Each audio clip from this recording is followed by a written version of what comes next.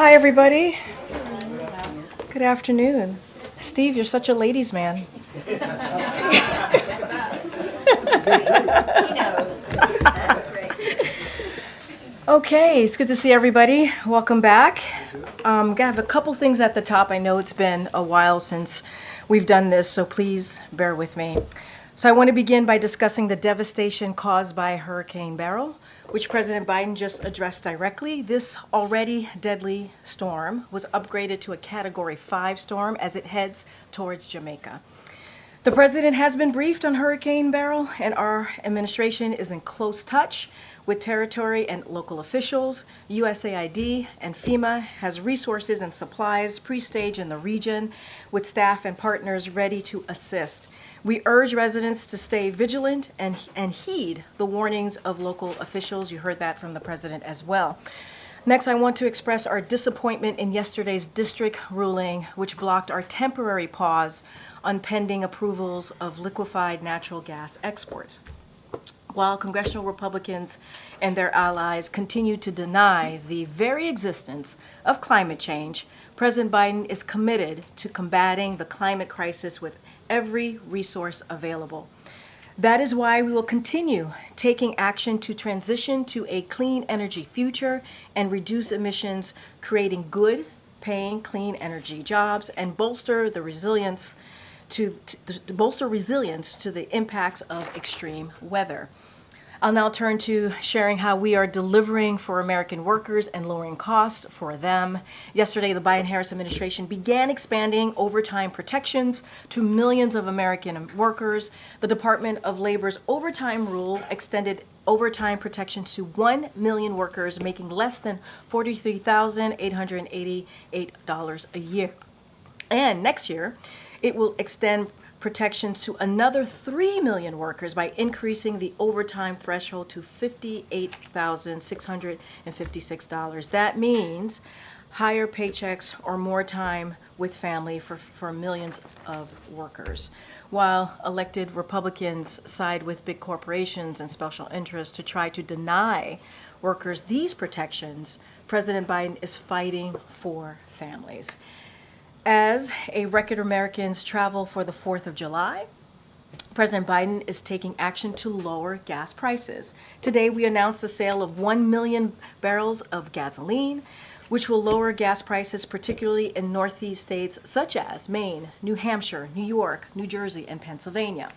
While President Biden has unleashed record energy production, including affordable clean energy, Congressional Republicans are siding with big oil to give out tax cuts while keeping prices high for families. Now this week, the president and his administration is marking the 60th anniversary of President Johnson signing the Civil Rights Act of 1964. This landmark legislation prohibited discrimination on the basis of race, color, religion, sex, or national origin, and serves as the legacy of generations of courageous and extraordinary Americans who fought to fulfill the promise of our nation. Despite this critical step forward, securing our civil rights remains the unfinished fight of our time. That's why President Biden is fighting actively to protect the civil rights of every American. He signed a landmark executive order to protect voting rights and continues to urge Congress to pass the John R. Lewis Voting Rights Advancement Act and Freedom to Vote Act. President Biden appointed Justice Ketanji Brown Jackson, the first Black woman to be on the Supreme Court, and has appointed more Black women to the federal appellate court than every other president in history combined. He's also creating opportunities for every American to thrive, investing historic amounts into HBCUs, and changing our country's failed approach to marijuana, which disproportionately impacts communities of color. You'll continue to hear more from this administration to mark this major anniversary. And finally, thank you for your patience. And finally, we have a few scheduled updates, so wanted to share the following with all of you.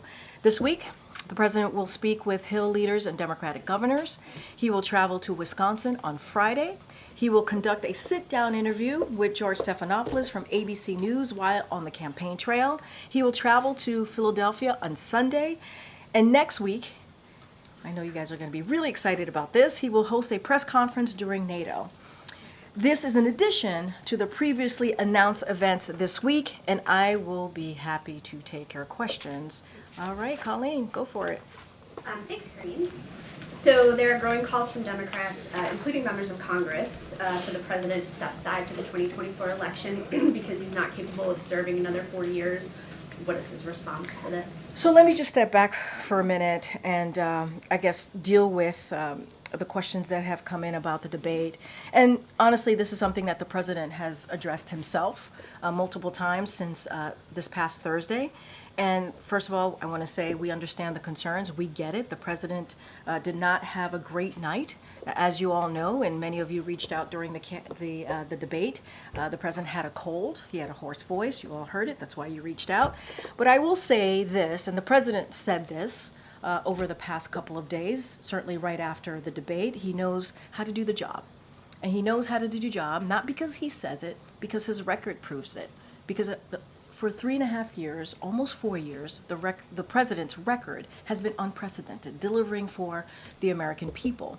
Another thing that he said that I would add is he knows right from wrong. He knows how to tell the truth. And again, he knows how to deliver for the American people. Joe Biden is a person, take away his title. He is someone who has dealt with tragedy. He is someone who has confronted that head on. He is someone who knows how to get back up once you've been knocked down. That is something that he understands very, very well. And I think, and we believe, that's something that many of Americans across the country understand as well. And he knows how to come back. He knows how to come back. And so the president's going to continue to focus on what he's been doing the past 3.5 years. He's going to continue to focus on the American people. And, to your question, just to add a little bit more to your question, look, you heard from Speaker Pelosi, you heard from Representative Clyburn, and let me just paraphrase a little bit of what they said. Speaker Pelosi, who's very close to the president, said it is not about performance in terms of a debate, it's about performance in a presidency. And this is a president, you've heard me say this, we've talked about this, he's been able to give us an economic recovery, the strongest economic recovery in modern history. Let's not forget, during the midterms of 2022, many people, many of you all, some of you in this room, said that it was going to be a red wave, and that didn't happen. He defeated Big Pharma. We have seen historic low in crime in more than down to 50-year low. And then you had Representative Clyburn, who said the president has done a great job leading for the last 3.5 years. The best predictor of future behavior is past performance. This is from Clyburn. And when you look at the record of President Biden versus former President Trump, you see President Biden, who has delivered the strongest recovery in modern history, versus the previous administration, whose plans hurts the middle class.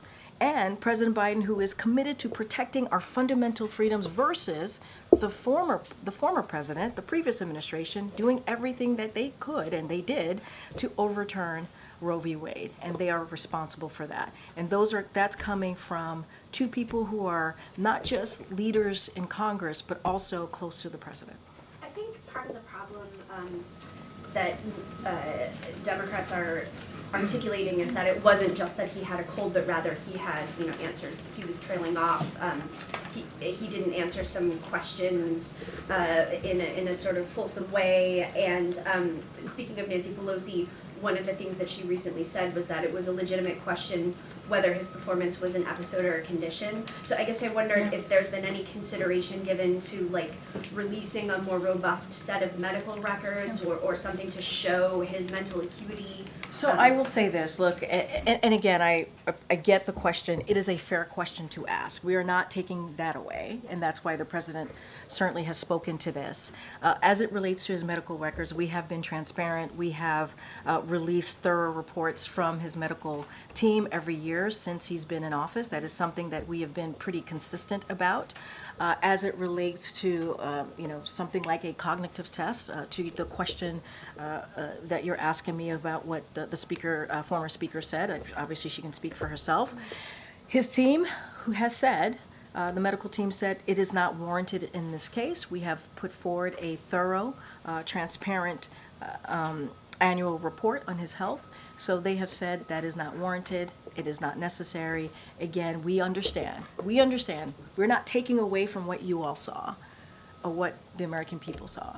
We understand. It was a bad night. It is not uncommon for incumbents to have a bad night on their first debate. And we are going to continue to do the work that we have been doing on behalf of the American people. I think the president record certainly speaks for itself. Okay, Risha. Thank you, Karine. You just reminded us that President Biden had a cold on Thursday. What medications was he taking in the days or hours leading up to the debate? And I know that question has come in a couple of times to us. He was not taking any cold medication. Was he taking any medication that would have interfered with his He performance? was not taking any cold medication. That is what I can speak to. I've asked his doctor, and that's what he stated to us. After the debate, did the president get examined by a doctor, or did he get a neurological scan? A neurological scan? Look, what I can say is that, just to take a step back, it was a bad night. We understand that it was a bad night. And the president has spoken to this. And he understands that. And so I cannot speak to anything beyond what I just shared. The president has regular annual physicals that we release in a thorough report. We're going to continue to do that. I don't have anything else beyond that. So was the last time he was seen by a doctor then in February? I just don't have anything beyond that, beyond the question of a neurological exam. Okay, well, you continue to say it was just a bad night, but is there an explanation then for why it was so bad? If it's not his stamina, if he prepared, as you guys say, for so long, if it's not a problem with his mental fitness, what happened that night? What did we see? I will also add that the president also spoke to this as well. He said, I'm not as smooth as I used to be. I don't debate as well as I used to. I don't walk as easily as I used to. But one thing that he knows is how to deliver for the American people. He understands that. He understands that he's not a young man, obviously. He said this. But his focus is going to continue to deliver for the American people on the issues that they care about: the economy, expanding health care, fighting for Medicaid, Medicare, Social Security, making sure that we continue to be leaders on the world stage, which is something that this president has been able to do, and turn around the mess that this last administration created, as certainly on not just domestically but on the world stage. Okay. Is anyone in the White House hiding information about the president's health or his ability to do the job day to day? Absolutely not. Given the fact that it's more than a bad night when his political future is threatened, would he be willing to provide more medical information? Would he be willing to have Dr. O'Connor provide more to answer these questions? Look, Kelly-O, certainly understand the question, appreciate the question, but what we have provided has been very transparent. But it's Has not been- recent. has and been- the country watch. But February was this year. It wasn't too long ago. It was indeed this year, and we provided transparent report, a thorough There were report. many Americans who were concerned about his capacity. Was he okay? What happened? And we've now gone several days where he has only done teleprompter comments. He has not taken questions. I know you've announced a press conference. We Yeah. appreciate that. An interview. We appreciate that. Yeah. But there is a period of time here where the public is trying to understand what happened. Yeah. And the president could help to answer that by engaging with us in an unscripted way right now. So let me just say a couple of things. There's a couple of things that you said that I do want to address. Number one, less than an hour after the debate, he went and he engaged directly with the American people, right? He went to a watch party. He was in a room with hundreds of supporters who watched the debate. And when he walked in, they cheered him on. And he did a photo line with them for some time. Some of your colleagues had an opportunity to speak to these supporters. He did that. And that was something that he was able to do right after And then we stopped at a Waffle House, as some of you all know, and spoke to a packed restaurant. So he spent some time there. Then the next day, he went to North Carolina, spoke in front of hundreds of supporters there who said, "We support you, Joe. We love you, Joe." And so he was able to do that. In those 2.5 days or so after the debate, he went to 4 states and engaged with supporters, engaged with American people, everyday people, heard directly from them. And let's not forget, when we landed in North Carolina, I think it was like 2 a.m. in the morning, he engaged with supporters there as well. So the president has been out there. He's been listening to supporters. It's something that he loves to do, not just supporters, but American people out there, everyday people who appreciate what he does, who wants to hear more from him, as you just stated, and got that opportunity to do just that. I think it matters that he's going to do an interview on Friday. I think it matters that he's going to go to Wisconsin and do that, right? Engage with everyday people. We're going to continue to do that. Nothing has changed in that regard. We're going to continue to be out there. He's going to be in Pennsylvania as well this weekend, as I just stated. And one more. We're reporting that Hunter Biden has been in some meetings with senior advisors. Why is the president's son involved? So a couple of things I saw that reporting as I was coming out. So a couple of things there. Look, the president, as you know, is very close to his family. This is a holiday week, 4th of July. He spent time with his family, as you all know and reported, at Camp David. Hunter came back with him and walked with him into that meeting, that speech prep, and he ended up spending time with his dad and his family that night. That is basically what happened. It is a week where there's going to be more family members who are going to come to the White House. I'm sure you'll see some of them on 4th of July. Many more are expected to be here. No issue with family being in the White House. The question, though, would be, is he participating in meetings with senior advisors? What I can say is that he came back with his dad from Camp David. He walked him into the speech prep, and he was in the room. That I can tell you, he was in the room. Anything else coming out of that reporting I can't speak to, but I can say that, he's close to his family, which is not unusual. They were together at Camp David. They came back together. You're going to see a lot more family this week. Okay. Thank you. Thank you, Karine. I want to go back to that question that Pelosi raised earlier today. Sure. Pelosi said it's a legitimate question to ask if this is an episode or is this is a condition. Which one is it? Well, what I can tell you is that he had a cold and a bad night. I would not see this as an episode. I would see this as what it was and what we believe it to be, which is it was a bad night. And he did, on top of that, he had a cold. And that is the reality of the situation. That is the reality of what happened that night. You've certainly seen the reporting out there that this is not just a standalone instance, that other people are saying that this has happened before. One, do you see these as legitimate questions? And also, are you being straight with the American people on this? I see it as a legitimate question. I do. And I have said it is a fair question to ask. The president sees it as a legitimate question. And I think also the president saying, I am not a young man. I'm not as a smooth talker as I used to be. I don't walk as easily as I used to. I don't debate as well as I used to. I mean, the president is admitting and saying, and this is not the first time, right? He's talked about his age. He's joked about his age many times before.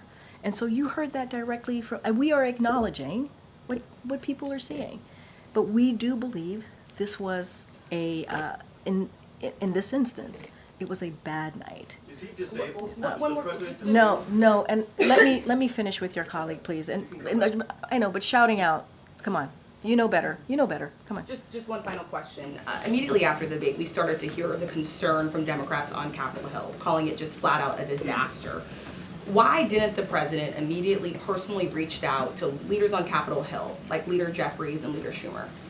Look, I can say this. Right after the debate, we were on a 2.5-day swing, 4 states. The president was out there hearing directly from the American people, engaging directly from the American people. Obviously, he respects the Democratic leadership. It is leadership there that has helped him deliver for the American people an unprecedented record on behalf of Americans across the country. So we appreciate them for, obviously. But he was out there. He was out there directly with supporters, engaging with them, whether it was at a tarmac, whether it was at a rally, whether it was at a watch party or a fundraiser. And I think that's important to note too. And he was hearing from them. But at the same time, those leaders, Democratic leadership, was hearing from members of his team, high-level senior members of his team. It's not like we were silent. It's not like we were quiet. It's not like we were not engaging with them. We were. And now that the president's back at the White House, he's going to have some time to talk to these Democratic leadership on the phone. I mentioned Democratic governors. He's going to do it with leaders on the Hill as well. And that's important. And then he's going to go back out into the states, obviously, and talk to Americans there. So he's going to do both. What's his message going to be to the Democratic governors and Hill leaders when he talks to them? So I'm not going to get into a private conversation. We wanted to share these meetings. I know it was getting out there, it was floating out there, and I know it was, and we just wanted to confirm that that we were indeed having these conversations. But we normally, as you know, our posture is not to dive into private conversations. He'll have these conversations. I think they'll be important. They'll hear from him. He'll hear from them. But I also want to note that there is a regular engagement with whether it's intergovernmental affairs or the Office of Leg Affairs, regular engagement from my colleagues here with governors, with mayors, and also obviously with congressional leaders. That is something that is a regular engagement. Obviously the president himself will engage with them this week. Karine, does he still have a cold? He seemed to be clearing his throat a bit. He still has a at the cold. last event. Yes, Okay. I asked him, he still has a cold. Okay, thank you. Yeah. Thanks, Karine. You've said a couple of times now that the White House has provided thorough medical records for the president. The White House released a 6-page summary back in February. I don't think that was a full accounting necessarily. And Dr. O'Connor in that memo described the president as, quote, a healthy, active, robust 81-year-old male who remains fit to successfully execute the duties of the presidency. I think that is clearly not what the majority of Americans are seeing. And we have a new poll from CBS News that says 72% of registered voters say the president does not have the mental and cognitive health to serve as president. So are you saying that the majority of Americans are misguided and that they just need to trust Dr. O'Connor and take him at his word? So a couple of things, and I want to say the president is feeling better, and you saw him last night, you saw him today, but he does indeed still have a cold. Look, I want to be very sensitive here, and I think it is important to be sensitive here. We understand how the American people are feeling. We get it. We do. And I do not want to take away from that.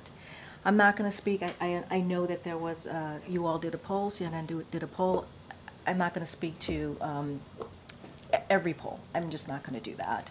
And I'm constraints in doing that as we're heading into an election in November, as you know. What I will say is majority of Americans also support the work that the president has doing in a sense of his agenda and what he stands for, what he's been fighting for, whether it's reproductive rights, whether it's an economy that works for all. And that is something that the president is going to continue to do. And this is why we have said, and I have said this multiple times from here, is that's why the president acknowledges. We get it. We get what Americans are feeling. That's why he's acknowledging. He's not a young man. That's why he's acknowledging. He's a little slower than he used to be in walking and not as smooth as speaking. We get that. But we also want to make sure that we point to the successes that he's had, his record, and we want to continue to build on his unprecedented record. And I'm not going to discount what the American people see or feel. What I can say is what we know from our side of things. We could speak to his record, and we could speak to what the president has been able to acknowledge. And I think that's important too. And that's basically acknowledging what Americans are seeing and feeling. If you get it, why not release more about his medical, his physical and mental health? Why not? What we have released has been very comprehensive. It has been. It has been transparent. And if you compare it, right, it has. We have put that out there.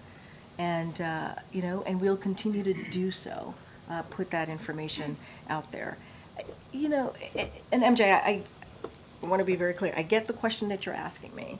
But this is also a president who has had a historic administration. He has, in delivering on legislation, key policies. that is because with age comes wisdom and comes experience. And I think that matters as well. Did Dr. O'Connor watch the debate?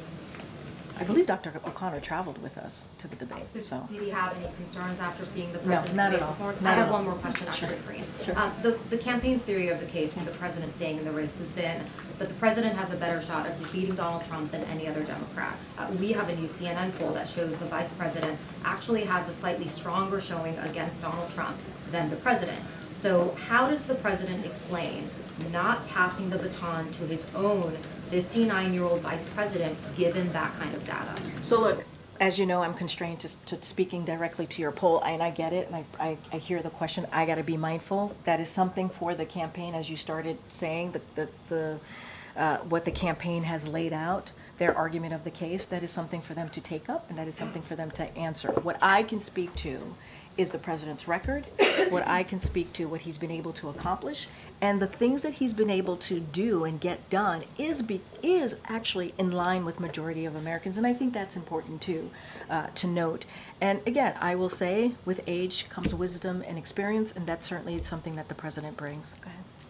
Karine, we've seen some real anger expressed by donors and Democratic officials, sort of how you guys have handled the president, shielding him away from impromptu settings and denying, excuse me, until last week that there had really been any age-related slippage. So I'm wondering if you guys have had a moment to reflect on that strategy, any regret over it, and if, you know, what you would say to folks who think it's arrogant for there not to be either changes towards that strategy or with some of the personnel that are around the president. And you're talking about the strategy specifically about who's around the president? Is that what Well, you're? I think it's two parts, Yeah. right? One is a kind of small, concentrated group of aides that have been with the president for a very long time, and the other is sort of systematic decisions to shield the president from the impromptu moments that we've seen in previous administrations, whether it's press conferences or interviews or, you know, just being out in public more frequently. I mean, look, a couple things there too.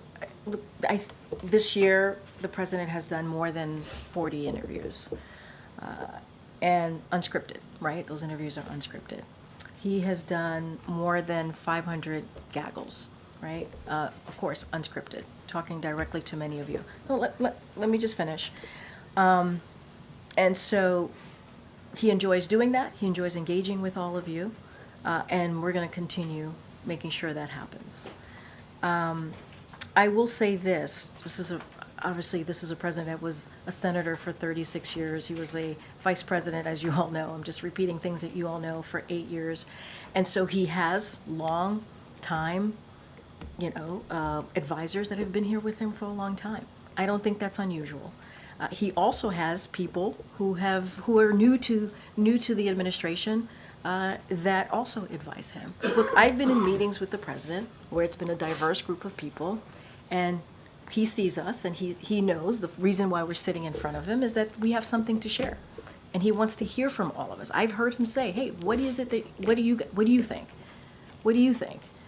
And so my experience has been that world is indeed open, and that he does get to hear from a diverse group of people. That has been my experience. But it is not unusual for someone who has been around for that long of time to have a group of people that's been around him for a minute, right? And I think that makes sense. There's nothing about that is nonsensical. That actually makes sense. And we're going to continue to get him out in front of all of you to take your questions at a steady drumbeat. You mentioned NATO, and I have Yeah. two questions. One's Sure. just a logistical one, which is you mentioned the press conference. Yeah. Is that going to be kind of the real big boy press conference that we're used to? Did you say or big boy press conference? like one of these 2-and-2s that might be a little more limited. So I believe, and I know you guys are holding me to it, I believe it's a solo press conference. We'll certainly have more to share with all of you as we get closer to next week. More thematically, We support Is the this- big boy. I'm about to say, big boy Justin Yeah, over here yeah. is asking some big boy questions. Okay. what do you know, the president's not the only leader Yeah. that's entering that NATO conference a little bit on the back foot. Emmanuel Macron has had some electoral losses. The UK is obviously going through a big election right now. with all these leaders kind of coming in to DC a little bit diminished, how is that changing how you're looking at the summit and what is possible to accomplish with it? Look, it's a good question.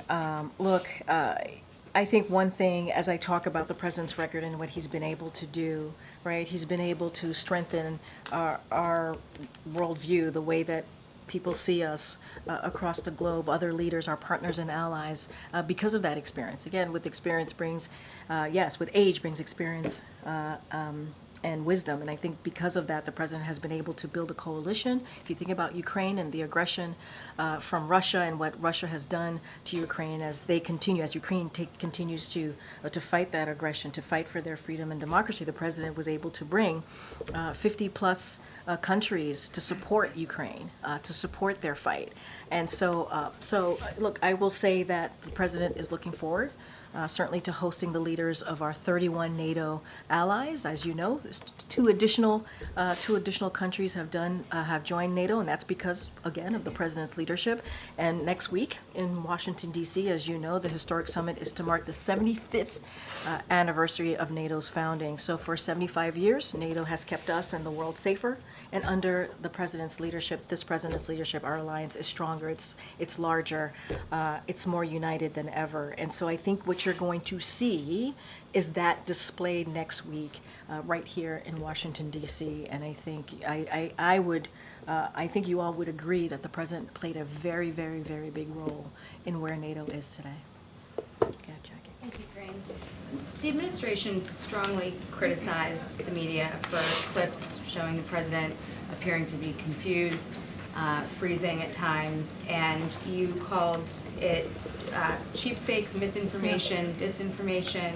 In one case, even implied that it was the product of artificial intelligence, calling it Deepfakes. Do you have any regret over using that language? Not at all. Not at all. And let me be clear, it was a certain part of the media.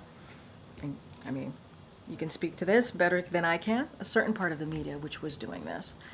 And look, independent mainstream fact checkers in the press and misinformation experts have been calling out cheap fakes. And at the end of the day, they're fakes. That's what they were, targeting the president. They had said, the reporters and these misinformation experts said that this president was being targeted. And what we did was echo them. That's what we did. And look, we'll certainly continue to call that out. And the cheap fakes didn't come from me. I didn't coin that. That didn't come from this White House or this podium. That came from the media. They called it cheap fakes. And they said this president, President Biden, was being targeted on misinformation. It was purposefully being done to this president. And what we did is we echoed that. So I don't regret it at all. Well, the It was just the administration facts. also used that sort of approach to counter the Wall Street Journal report, for instance, that interviewed 45 people over several months who criticized, the president's handling of himself in meetings, and broadly. Which approach? I'm not following. Talking about the president's age being a factor. I don't understand where the approach from the White cheap House fakes to criticize was the related. reporting, to basically cast the reporting as not true, and broadly this has been the reason I ask is like the administration's response to our questions often seems to be, don't believe your lying eyes, the border's secure, Afghanistan withdrawal was a success, inflation's transitory. So is that going to change? I mean, you just laid out, Jackie, a bunch of things, so just give me a second here. First of all, I think this is a give and take, right? Even in this briefing room, we go back and forth. I go back and forth with you, with your colleagues, with everyone here. And I think we have a right to say if something we don't think is true or something we think we want to push back on. That is a right for us to do, just like you have a right to push me and say, actually, our sources or our reporting say this. I think it's a give and take. This is what makes what we do in this room almost every day. This is an exercise of democracy. This is an exercise of freedom of the press. That's what we're doing here. And I think if there's some reporting that we don't believe to be true, I think it's okay if we go back and forth and say, actually, we don't think that reporting is true. Right? And so I don't see anything wrong with that. That is what this is. That is what this is. This is what we actually do on a daily basis. This is how we lead the world on making sure that journalism exists and you all have the right to do your jobs. But, you know, we also have our right as the press office here in the administration, if we don't believe something is true or we want to share our side of things, that we do so. You know, look, on the other things that you just listed, you know, I've talked about this president's record a lot, often here, in this just however minutes I've been at this podium. And look, when it comes to the economy, the data shows it. When it comes to healthcare, the data shows it.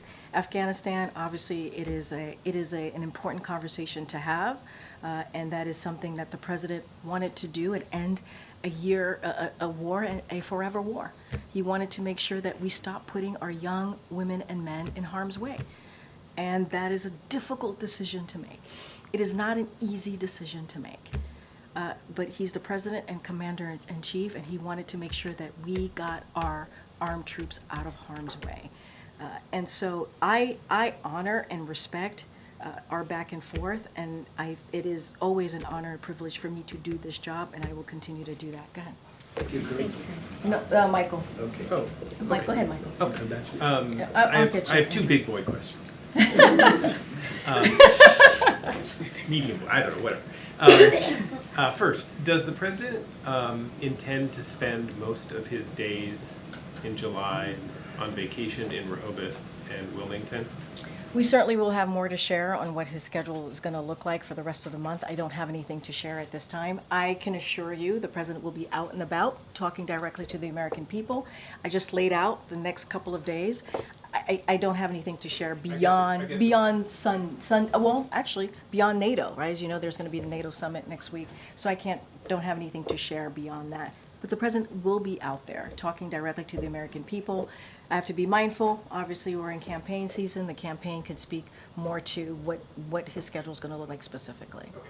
And then the second question, we just posted a story, which probably I'm not sure you've seen because we just posted it in the middle of the briefing, but in which many people that we've talked to describe an accelerating series of episodes, moments when, over the course of the last several weeks, the president appeared confused or listless or would lose the thread of a conversation in private meetings at the G7, in Normandy, at the White House.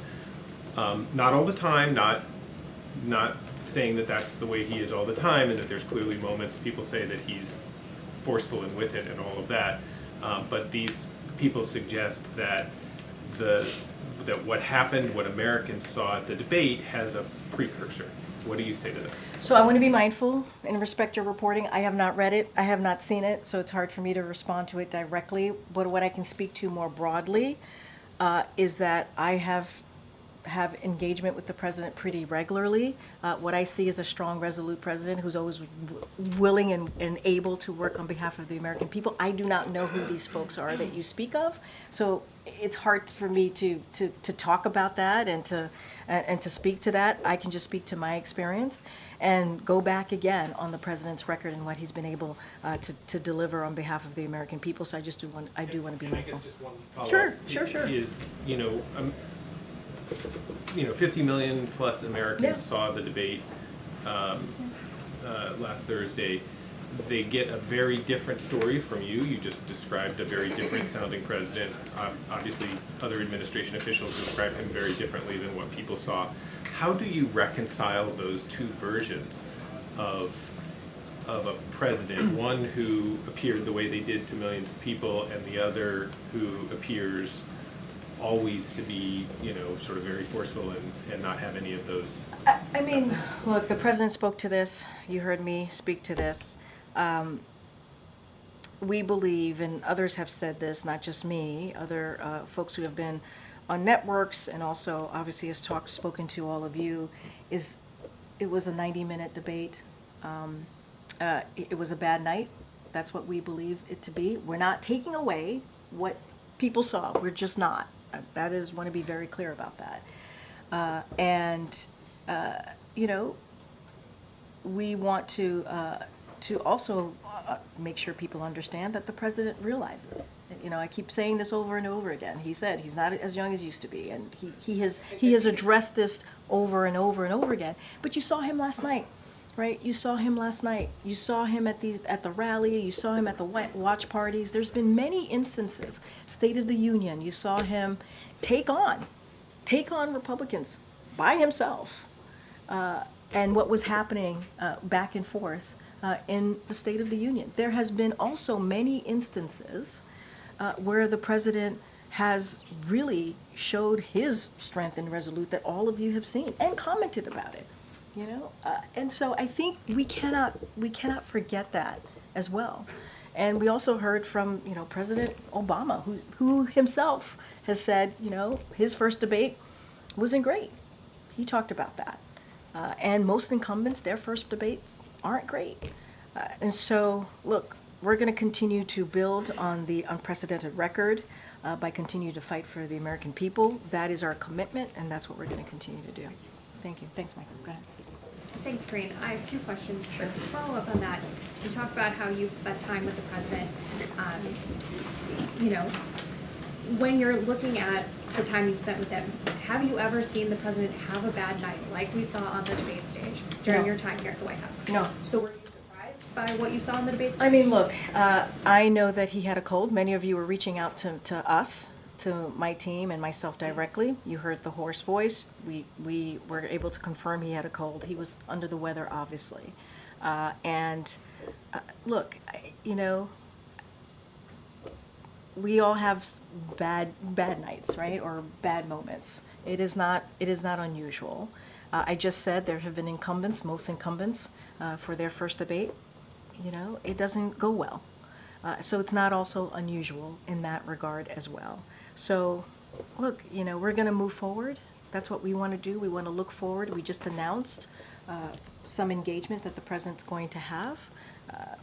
We announced, obviously, the interview at ABC and George Stephanopoulos. He's going to go to Wisconsin. He's going to go to Pennsylvania. We're going to have a press conference next week. We want to turn the page on this.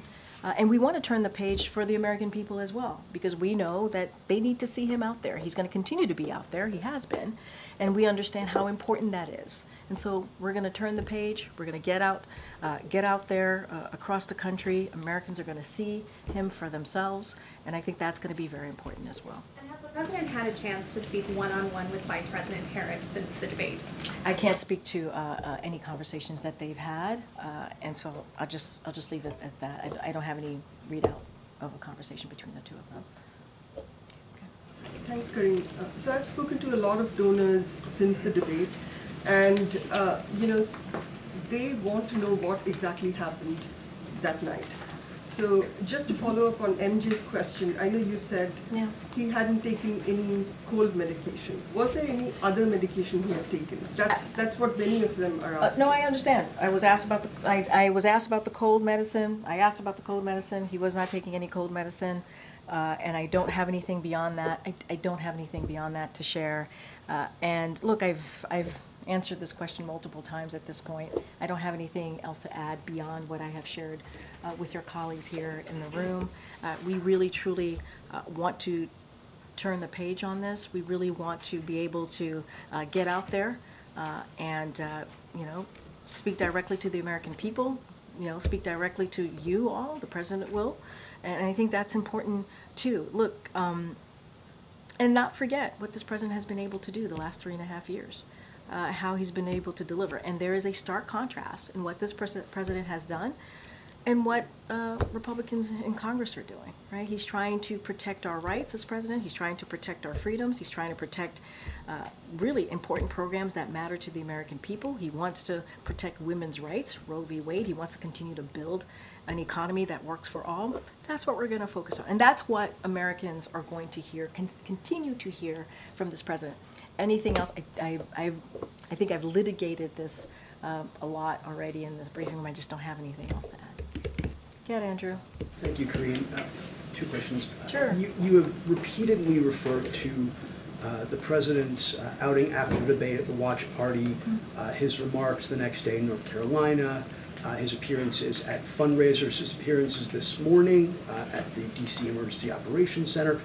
All those appearances were scripted events where he spoke from a most spoke from a teleprompter. I know, but you said all, but not all. Okay, well, if you're correcting me, they're most. They're scripted, spoken from a teleprompter, how are Americans supposed to get the sense that the president is fully engaged and capable and thinking off the cuff when he's reading from prepared remarks so often? And why can't he just come down here? The briefing room's 30 seconds away. Yeah. Why can't he come down here and assure us and the American people Yeah. that he's okay? And I have a follow-up. Okay. First of all, it wasn't all. It was, you know, when he was speaking in front of the audience, but it wasn't all. When you think about the tarmac, when you think about engaging at the Waffle House, when you think about engaging at the watch party and doing a very long rope line, and when he was at the tarmac, it was in the middle of the night, literally 2 o'clock at night. We all wanted to go to bed, but the president was certainly very focused and zeroed in on the American people who were out there, cheering him on and wanting to see him and take selfies and get a hug from this president. That's what you saw. And I don't know if you missed this, but I also shared that he has done more than 40 interviews this year alone, and we're going to continue that. He's going to do an interview with ABC, George Stephanopoulos, this week. Those were unscripted. He's done more than 500 gaggles. Those are unscripted, and we want to continue to do that. We do. We want to continue to do that. There's going to be a press conference next week, a NATO big boy press conference, as Justin has reminded us, next week. And so that's going to be important as well. And I have a follow-up. And Sure. One of my colleagues behind me shouted a similar question to what I'm going to be asking you, but I think I don't remember the question. given what happened on Thursday, given the reporting in the New York Times and other outlets about the president's more frequent lapses, losing his train of thought, all of us saw what happened on Thursday, where he simply could not form coherent answers to many or some, if you will, of the questions, and appeared to lapse into nonsensical answers at the end. We beat Medicare, for instance. I'm going to ask something delicate, and you may not like it. The president may not like to hear it if he's watching, but I think the American people need to get a yes or no answer on this. Does President Biden, at 81 years old, have Alzheimer's, any form of dementia, or degenerative illness that would cause these sorts of lapses? And it's a yes or no question. And if you don't know, why don't you, as one of his senior staff members, know the I yes have or an no answer for you. Are you ready for it? Yes. It's a no. And I hope you're asking the other guy the same exact question. Okay. Go ahead. The statement that Congressman Doggett put out. Yeah. Does the president feel like members, the Democratic congressmen, should be able to speak their minds on this, or does he think, calling for him to withdraw is hurting the party writ large?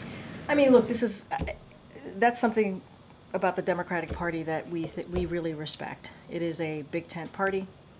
Many people are going to have their opinions. We are going to have our disagreements, and that is what is important. And we really respect other people's opinions and thoughts. I think that's what makes, this party different, right, than the other side. Certainly, we see that with how it's playing out in Congress, or how it tends to play out in Congress. So the congressman is going to have his opinion. He's going to have his thoughts. That's for him to speak to. We are not, this is not a president that's about his personal politics. That is not this president is all about. He doesn't care only about himself. That is not what this president is all about.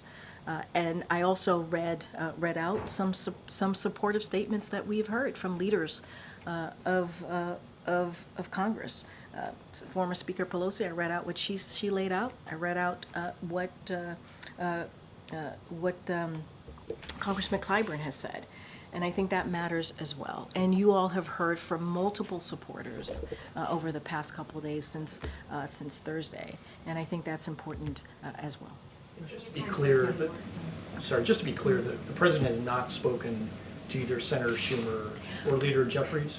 What I can say is that the president plans to speak to them this week. I don't have anything Is there a beyond. reason though it's been 5 days? I mean, Well, you think they would have spoken? no, I hear you. I hear. I addressed this moments ago. The president was on the road for 2.5 days, did 4 states. His advisors, his high-level White House officials were talking to congressional members, as some of you have reported over the past couple of days. I think that's important. They have regularly engaged, not just with congressional members, with governors, with mayors, and then there's the campaign that does it on a political level, right? They've had regular calls. I think some of you have reported on that as well. Now this week, the president is going to take some time and talk to those congressional members, and as I stated, also to Democratic governors tomorrow. Okay. You've mentioned that sometimes the candidates have a bad first debate. There's been a lot of discussion going around, and of course, no decision yet, but that maybe there isn't a second debate. So I want to be super careful. That's something for the campaign to respond to, but I do believe they did respond to this, and I do believe they have responded to this, and they said that there's going to be another debate, but that's something for them to speak to. And I will just quote what President Obama stressed, right? Bad debate nights happen. Trust me, I know. And then he praised President Biden's leadership and his agenda of fighting for the middle class, our freedoms, and the rule of law. And you heard the president speak to the rule of law just last night. And so certainly that will continue. But you've heard from a former president about this particular issue. Go ahead, Michael. Thanks, Karine. Obama was 51 during that I kind of knew you would say that. debate. I knew you would say that, but he's not the only one. He's not. It has happened in the past. First debates for incumbents, and sometimes it's not their best. I know you've said a couple times that you want to turn the page. Yeah. The issue, I think, the core issue here is that you can't turn the page on age. Yeah. Aging decline is a one-way street. Well, So right. at the end of the day, Right. if these are the questions you're getting now, what are the questions you're going to be getting in 2 years or 3 years? I have thoughts about 2 years, 3 years from now, but look, How can you or anyone say that you have confidence that he can be in this job at that time? Look, here's what I would say to that. We are not turning the page on age. That's not what we're doing. We understand. We get that, right? The president said, "I am not a young man." He said that. We get that. We understand how the American people feel. What we want to continue to do is deliver for the American people. That's what we want to see. That's what the president wants to do. And that's the turning of page. Let's continue on the successes, on the unprecedented successes that this president has had. And on issues that majority of Americans care about, healthcare, economy, those are things that they care about. Democracy, freedom, fighting for the rights for women to make decisions on their bodies. That's what the president wants to continue to that's the turning of the page. But we get it. I'm not taking away from that. I don't want to do that. I do not want to walk off this podium and that's what you all think. We're not doing that. And the president doesn't want you all to do that. But he can do the job. He can. The question about what gives you confidence about 2 years from now, or 3 years from now, or 5 years? We believe that this is a president that is able to continue to deliver and build on the unprecedented success that he's been able to do. That's what we believe. We believe, and he believes it. And he is determined and committed to doing that. And Michael, and I think the thing too that's important is we have been able to do things that most modern presidents haven't been able to do, and that matters as well. I know you guys are trying to get me to look into the future, but what I can say to you is this is a president that is committed to doing that. I'm not sure anybody doubts that commitment. Yeah. I think the question is, given the performance, and I apologize. No, Michael's like, no, you take it. I mean, I just think the question, it's about, it's the way we look at our elderly parents and grandparents. It's, you maybe visit them once a year and you see troubling signs because you don't live in the same city perhaps, and the first question that you go to is, I wonder if this is like a one-time thing or if it's something that has been happening for a longer time that we need to deal with. And the second question is, You know, you're going where are they going to be multiple times well, here. where are they going to be in a year? Where are they going to be in 2 years? Yeah. Do we need to put them in a home? Like, you know, all of the questions that go through that, and this is sort of the American people's version of that. I hear, and I hear you, and that's what I'm saying. Look, this is why the president goes through, you know, medical examinations, right? And we release those medical examinations, right? We've done that the past couple of years. We're going to continue to do that. This is why we're going to go out there and continue to be out there and do interviews and talk to the American people. And at the end of the day, I got to be careful, right? Because we are in a campaign season. But the American people will see for themselves, right? And I just want to be super, super careful. But look, this is a president that has worked incredibly hard for the American people.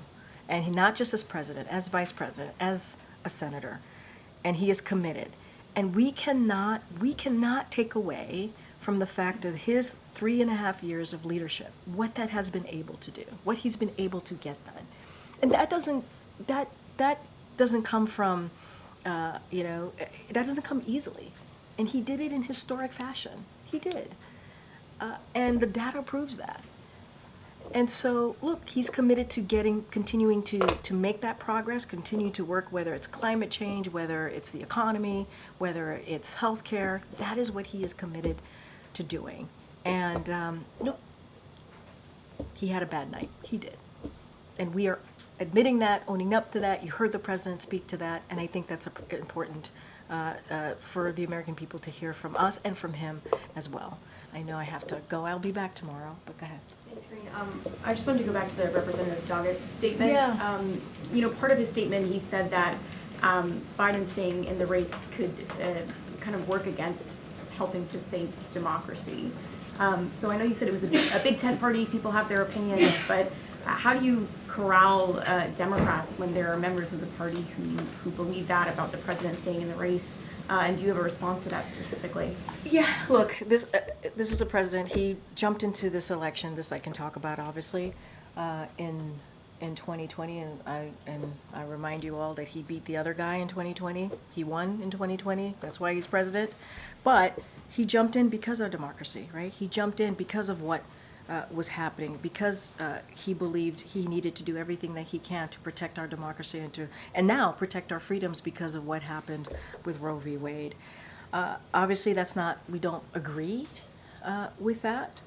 What we believe is that this is a president that has had, that is going to continue to fight for democracy, and that's going to continue to focus on making sure that, you know, we get Roe v. Wade into law. Right? Make sure that IVF is not taken away from families. Make sure that contraception is not taken away from families.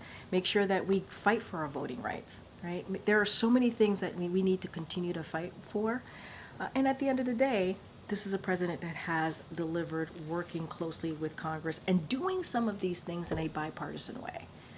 And I think the reason why that he's been able to get some of these legislation done, whether it's the CHIPS and Science Act, the Veterans Act, the bipartisan infrastructure legislation, is because of who he is and because of how he has that experience to work across the aisle. That doesn't happen with everybody, and this president has been able to do that. So we're going to continue to do that work. Guys, I'll see you tomorrow. All right, thanks everybody.